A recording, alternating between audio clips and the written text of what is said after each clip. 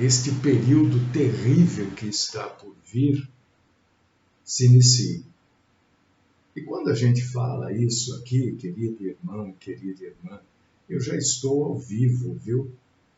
Nós já estamos iniciando aqui o nosso culto nesta segunda-feira. Quando a gente fala isso, a gente não quer passar por isso, nós não queremos que ninguém passe, né? Mas é claro que muita gente vai passar por essa desgraça que vai se abater sobre a terra. Acredite você, concorde, aceite, zombe do que eu estou falando, isso não vai mudar, viu? As suas atitudes, sejam de crença ou de zombaria, não vai mudar o que vai acontecer. E o mundo está sendo preparado para isso.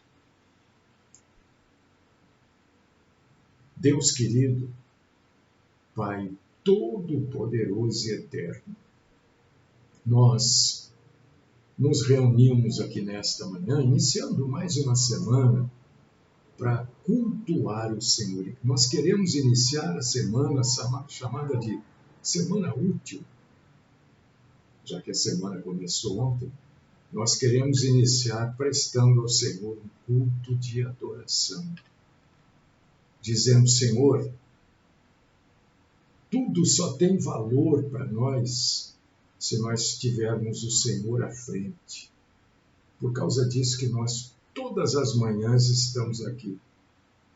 Quantas coisas as pessoas têm que fazer durante o dia, mas nós optamos por começar o nosso dia adorando o Senhor. Eu sei que tem muita gente que não pode, né, fazer isso. E o Senhor também sabe. Mas nós nos esforçamos e estamos aqui. Recebe-nos como adoradores. Perdoa, Senhor, os nossos pecados, que não são poucos, não. Não são poucos. Perdoa-nos, fala conosco, deixa-nos mais alvos do que a neve, transforma-nos em dignos de adorarmos o Senhor. Esta é a minha oração, não sem antes pedir: Senhor, livra-nos da mentira e dos mentirosos também. Esta é a oração que eu deposito aos teus pés, coloco aos teus pés, por mim, por todos os meus irmãos e irmãs, no santíssimo nome do nosso Senhor e Salvador, Jesus Cristo. Amém.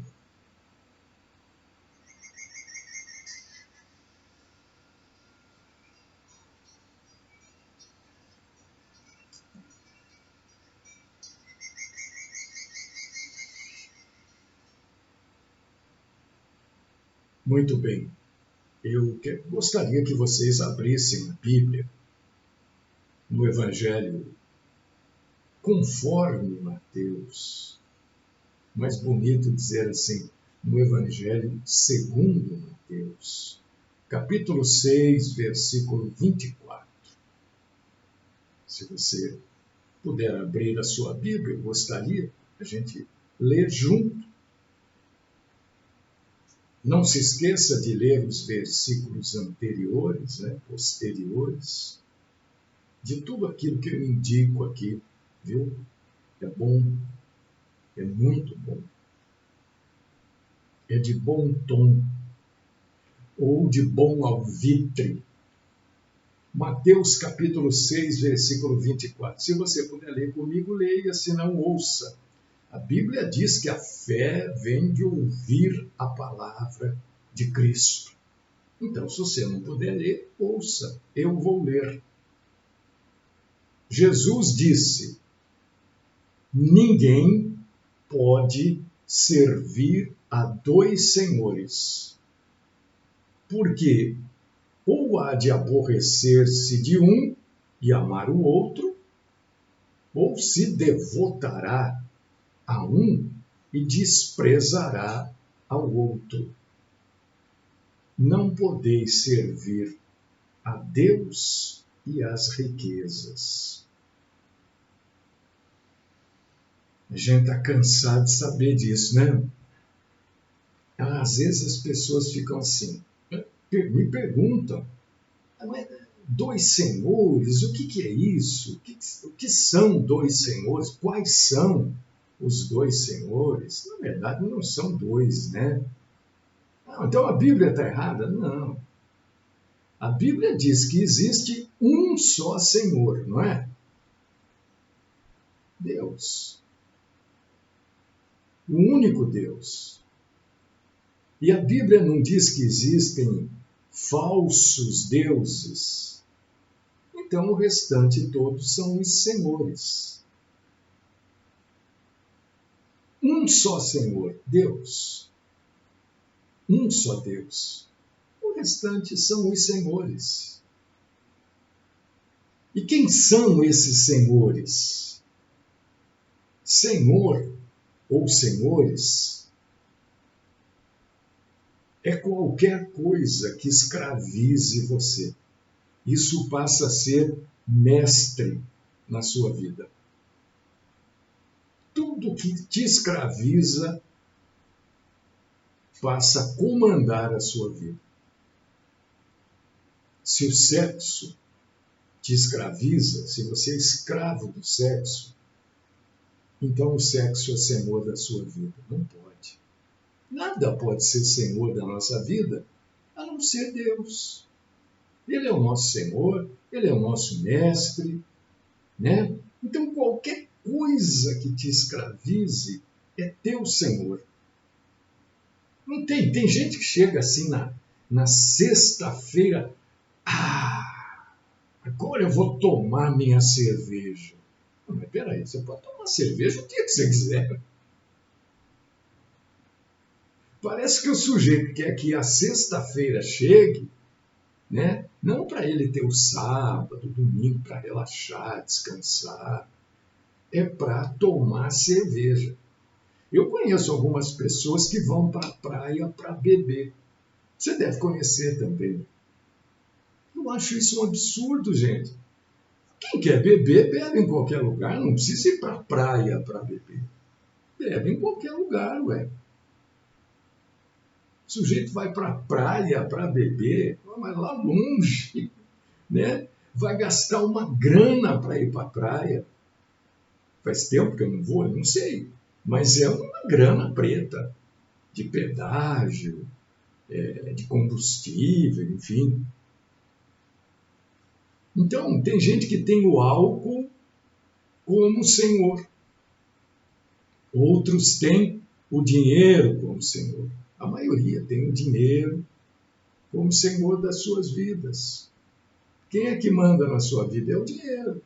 Se eu tenho dinheiro, eu estou bem. Se eu não tenho dinheiro, eu estou mal. Se eu tenho dinheiro, eu estou feliz. Se eu não tenho dinheiro, eu estou infeliz, estou chato, ninguém me suporta, porque eu não tenho dinheiro. Então, o dinheiro é o senhor da sua vida. Você precisa tomar cuidado. E é sobre isso que Jesus adverte a gente, que a gente não pode servir a dois senhores. A gente só pode ter um Senhor, que é o próprio Jesus. O resto não quer dizer, olha, eu não estou dizendo que você não possa trabalhar para ganhar dinheiro, que você não deva economizar. Não é isso que eu estou dizendo. Que se você quiser tomar um copo de cerveja, sei lá, isso é de cada um. Mas eu não estou dizendo isso. Eu estou dizendo que tem gente que vive a semana esperando a sexta-feira para tomar cerveja. Então a cerveja passa a ser um Deus na vida dele. Um senhor. Tem gente que tem isso para sexo. É escravo do sexo. Não pode. É disso que Jesus está falando. Porque quando a gente vai servir a Deus e a um outro desejo nosso, que não seja o desejo de servir a Deus, a gente serve a dois senhores. E Jesus, na sua espetacular inteligência, né? Um mestre, tudo, né? Ele diz que a maioria de nós tem o dinheiro como senhor. E é mesmo, é verdade. E quem tem o dinheiro como senhor, tem um senhor em oposição a Deus. Tem um senhor em oposição a Deus, que é o dinheiro. O dinheiro se opõe a Deus. Quando Jesus chamou Quando Jesus chama uma pessoa para segui-lo, né? Jesus chama para que esta pessoa deixe todos os outros senhores da vida dela. Você está entendendo o que é senhor? Tem hora que eu fico meio assim se eu estou explicando direito. Não quer dizer que você não possa fazer isso, fazer aquilo, não é isso. É que tem gente que, sabe, a vida existe em função daquilo. Não tem gente que é assim para comer, por exemplo, não tem? Tem gente que vive para comer. Você já observou isso? A pessoa só está feliz quando ela está com o pandu cheio. Se ela não comer, isso precisa ser bem explicado, porque não é assim. Eu estou com fome. Eu, por exemplo, quando eu estou com fome e não como, também pelo tanto que eu como, hein, gente, eu vou dizer, eu como muito pouco. Ontem o Paulinho, meu neto, passou o dia aqui, né? E eu como menos, ou tanto quanto o Paulinho. Eu como menos, porque ele comeu um monte de coisa aí que eu não posso comer. O Paulinho tem 10 anos, pô. Mas tem gente, não estou falando isso porque eu não faço isso, estou dizendo porque tem muita gente que é escravo da comida. Escravo. Se não comer aquele montão, não está feliz. Então passa a ter um outro senhor na vida.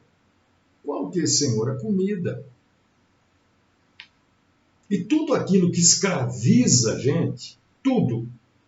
Se a sua mulher te escraviza, se o seu marido te escraviza, não dá certo.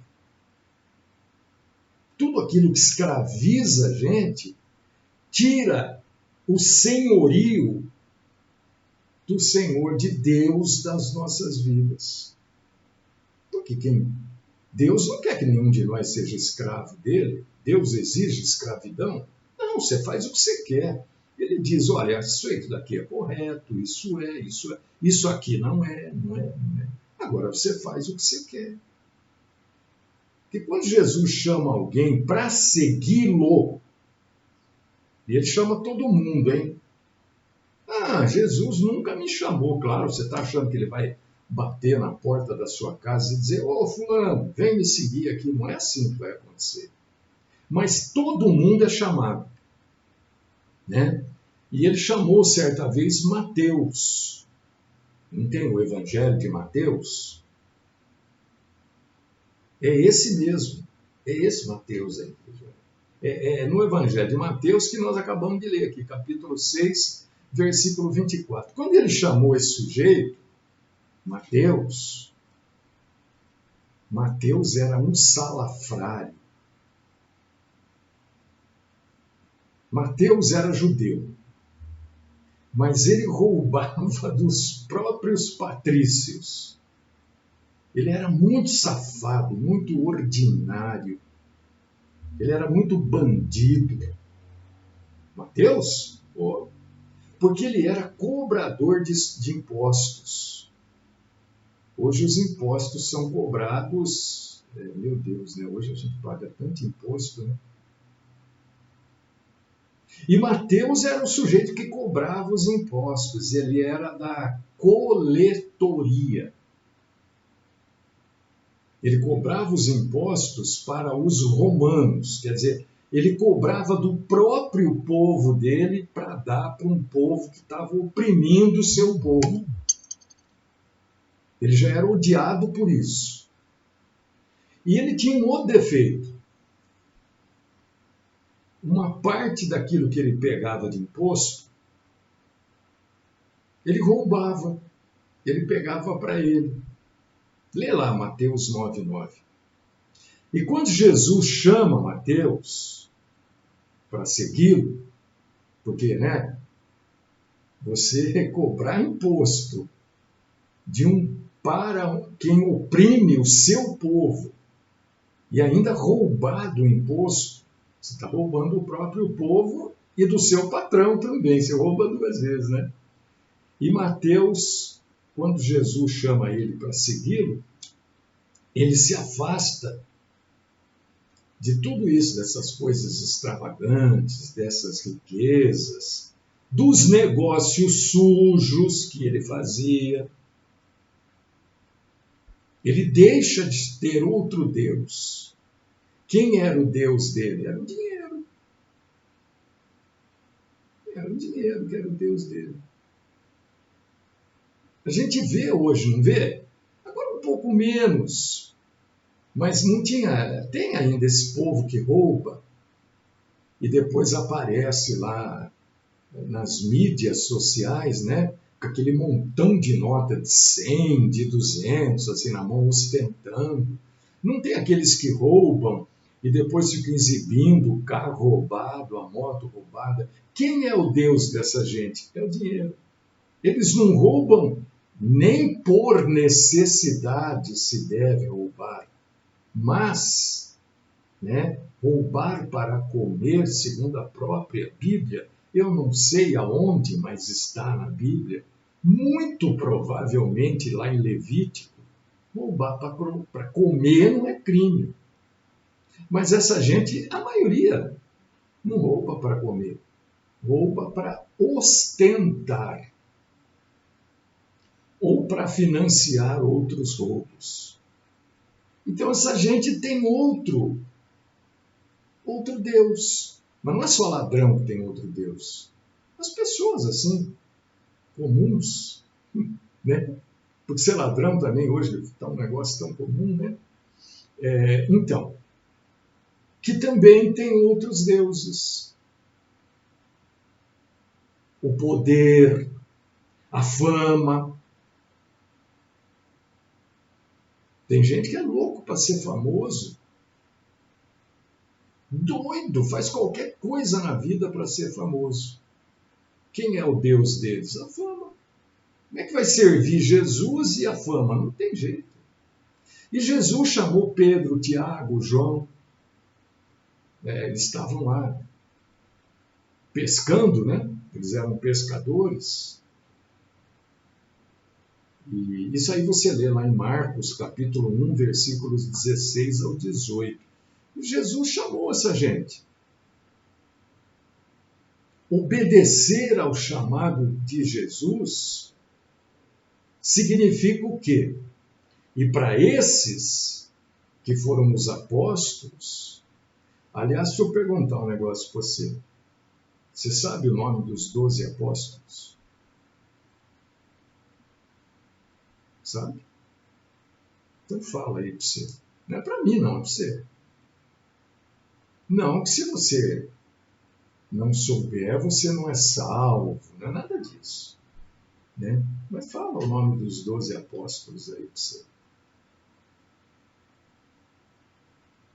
Então Jesus diz, o chamado de Jesus, na verdade, significava que aqueles homens que ele escolheu, os 12,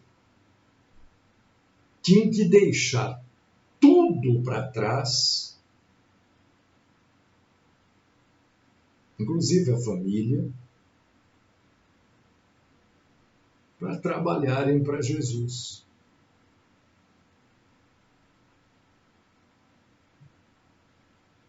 Se Jesus falasse para você assim, olha, você vai vir agora trabalhar para mim aqui, não tem salário, a gente não sabe o dia que vai comer, você vai ter que largar a sua família. Você iria? Larga aí tudo que você tem aí e vem trabalhar aqui no Evangelho. Você iria? Ou você ia falar, oh, espera aí, eu preciso fazer uns negócios antes, eu preciso resolver uns problemas, uns pepinos aqui antes. Não é? Ninguém falou nada, foi todo mundo lá, se entregou e foi trabalhar. Jesus chamou Paulo, porque esses caras aqui que Jesus chamou, Pedro, Tiago, João, Marcos, André, esses caras todos não eram muito bem sucedidos, não. Exceção de Mateus, um ou outro. A maioria era tudo pobretão. Agora, Jesus chamou um cara chamado Paulo. E foi o chamado mais drástico, mais dramático que eu acho que a gente tem na Bíblia, né?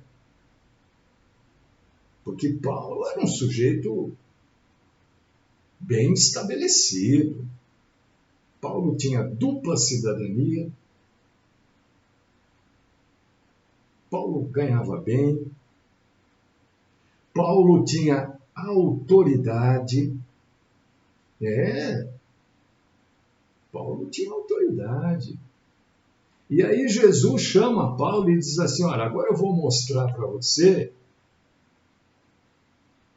quanto é importante sofrer pelo meu nome. Está lá em Atos, capítulo 9, versículo 16. E Paulo não teve como recusar.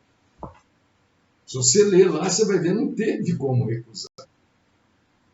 Não teve muita opção, não.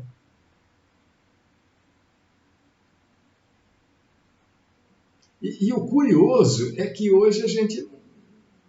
Aliás, deixa eu abrir um parênteses aqui. Irmão, irmã, entra lá no meu blog.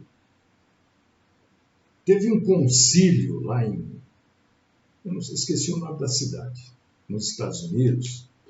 E foi decidido, num concílio das igrejas cristãs, foi decidido sobre... Está o título ali, agora fugiu aqui, eu estou com a cabeça aqui, fugiu. Sobre sexualidade, né? E você precisa saber o que está escrito lá, hein? Você precisa saber. Então, agora saiu o resultado do concílio. Saiu, acho que esse final de semana, aqui, se eu não me engano. E eu recebi o resultado e coloquei lá no blog. Leia lá. Está lá no blog. Você precisa saber e leia tudo. É pequenininho, tem umas 15 linhas só. Leia, porque aquilo é importante, viu? É muito importante aquilo. Principalmente para você que tem filho, filha. Precisa saber das coisas, hein? Mas esse negócio de seguir Jesus, não ter outro Senhor, não faz parte da grande maioria das igrejas nos nossos dias. E eu não estou aqui falando mal das igrejas denominacionais, apesar de entender que a grande maioria delas são falsas igrejas. A grande maioria das igrejas denominacionais, até igrejas de denominações famosas, são falsas igrejas.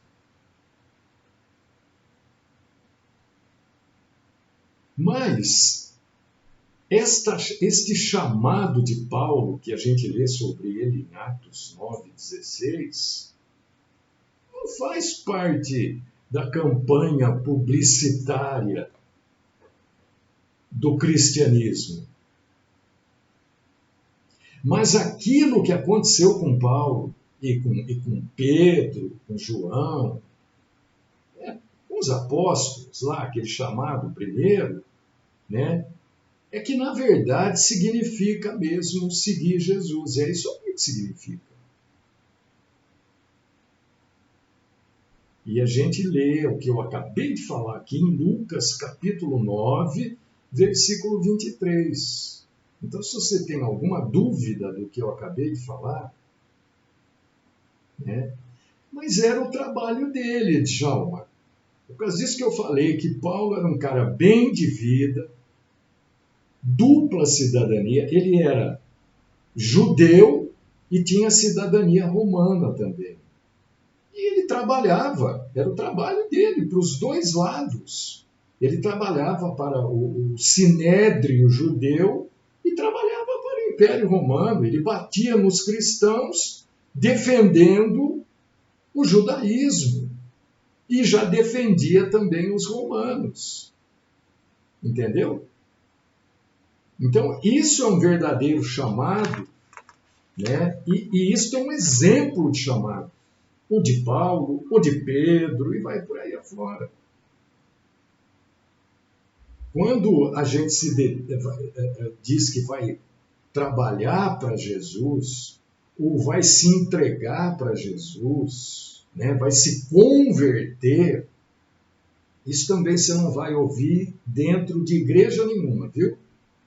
Pode passar o resto da sua vida procurando, aí que você não vai ouvir isso lá dentro, não. Porque quando diz assim, eu me converti, agora eu sou cristão, eu sou crente, eu sou evangélico, né? O sujeito que diz que é evangélico, então, mente duas vezes. Por quê? Quando a gente diz que se converteu, que se entregou para Jesus, que é salvo, né?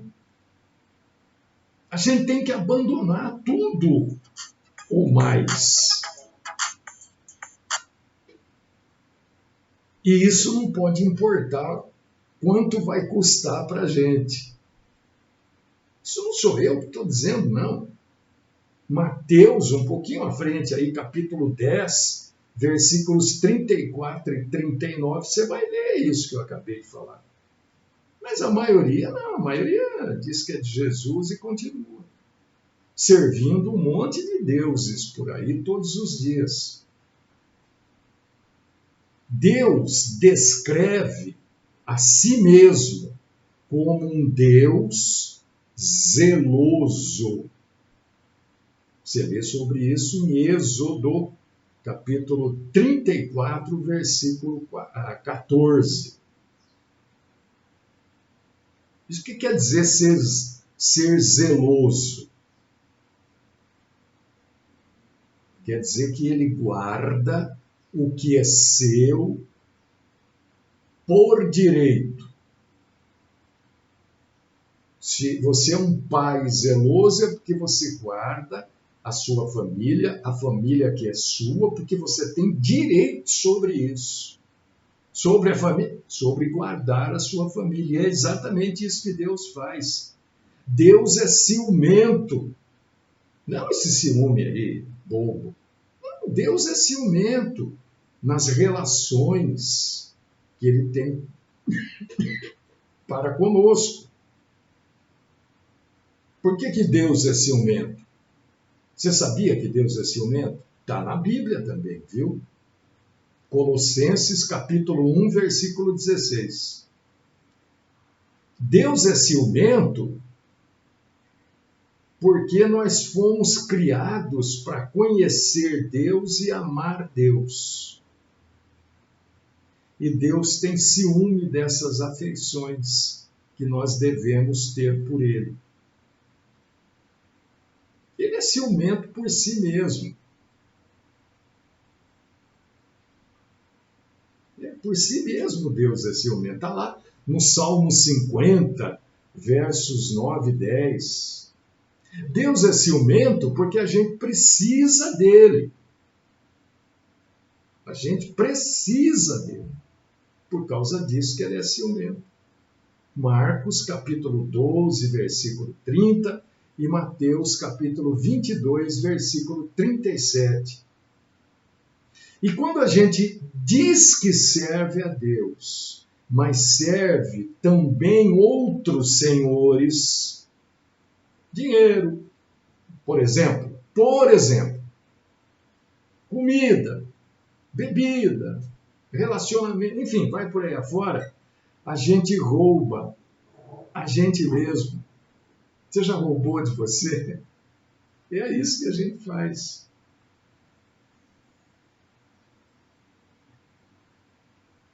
A gente rouba de nós mesmos e roubamos a Deus a adoração legítima. Jesus é ciumento.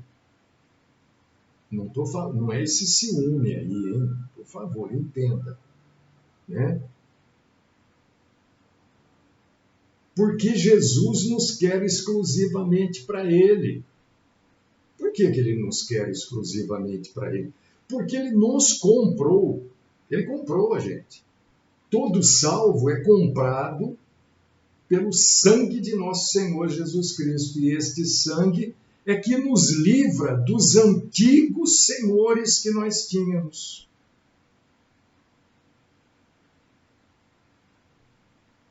Você está entendendo, né? Que isso não quer dizer que você não possa, né, trabalhar, querer ter a sua... Mas isso não pode comandar a sua vida. Mesmo que o mundo queira dizer para você que isso é normal.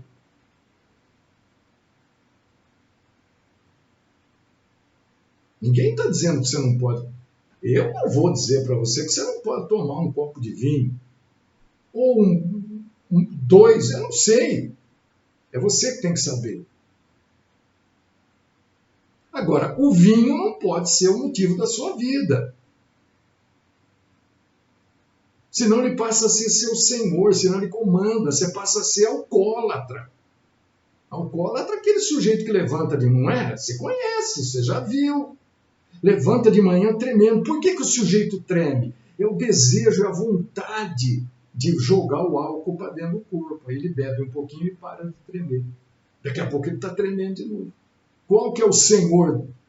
É só um exemplo, né? Mas para você entender. É o álcool. Deixou de ser um prazer, deixou de ser uma alegria, passou a ser senhor. É isso que Deus diz que a gente não pode ter outros senhores além dele. Quem é que deve comandar a nossa vida? É Deus, é Ele.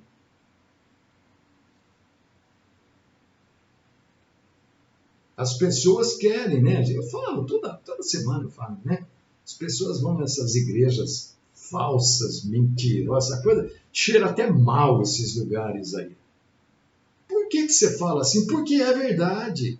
Porque eu estou sustentado pela Bíblia para falar isso. Né? As pessoas querem algo que esses lugares dizem que Jesus pode dar. E Jesus pode nos dar qualquer coisa mesmo.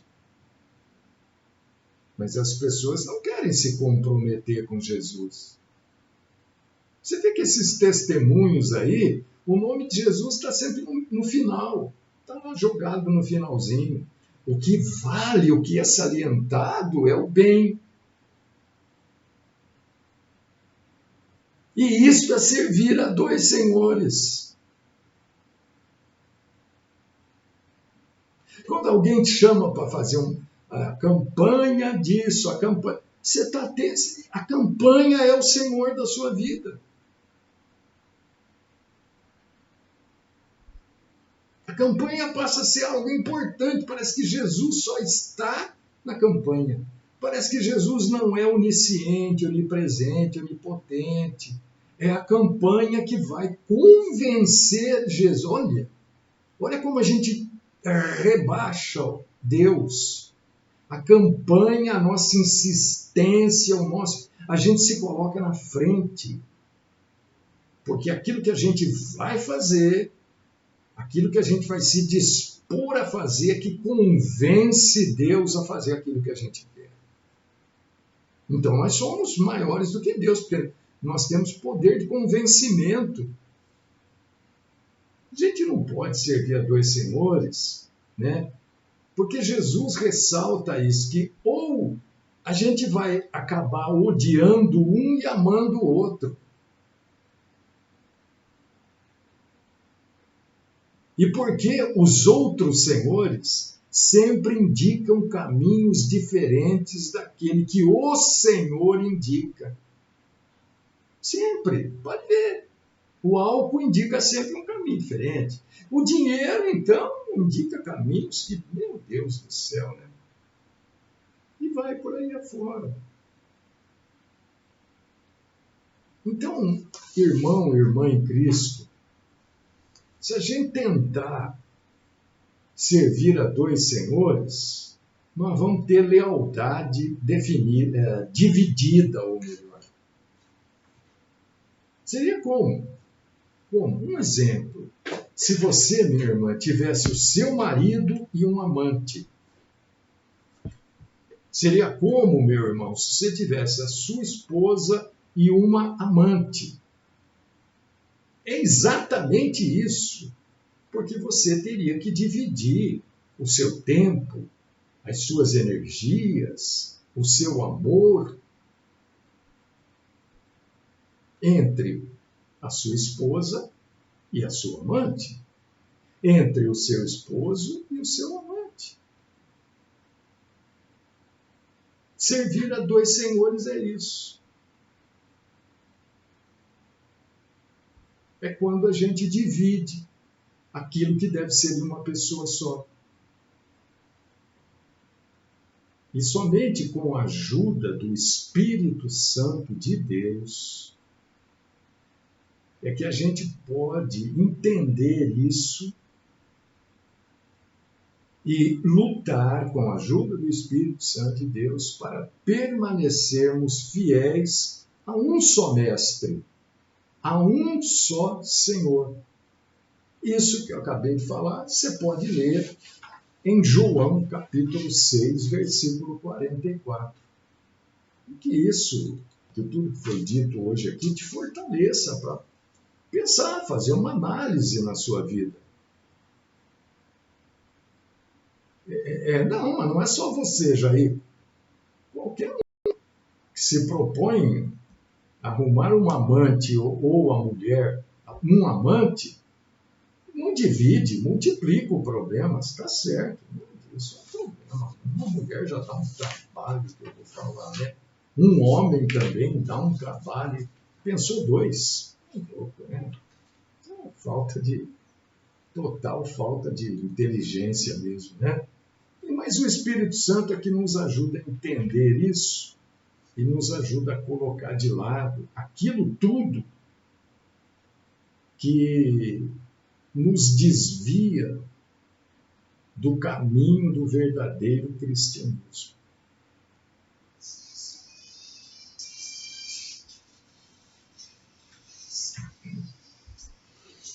Senhor nosso Deus, nosso Pai, eu quero primeiro te agradecer por tudo isso que o Senhor nos orientou, por tudo isso que o Senhor falou conosco, pelas correções que o Senhor nos trouxe através das exortações. E nos ajude, Senhor, se estivermos fazendo errado, a retomarmos o caminho certo, porque ainda há tempo, né? Há tempo para corrigir ainda.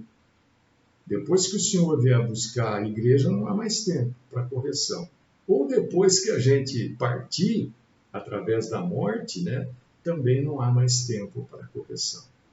Continua, Senhor, falando conosco, nos dando a graça do entendimento e o desejo de verdadeiramente seguirmos o Senhor como único Mestre e único Senhor das nossas vidas. Esta é a minha oração no nome do Cristo Jesus. Amém.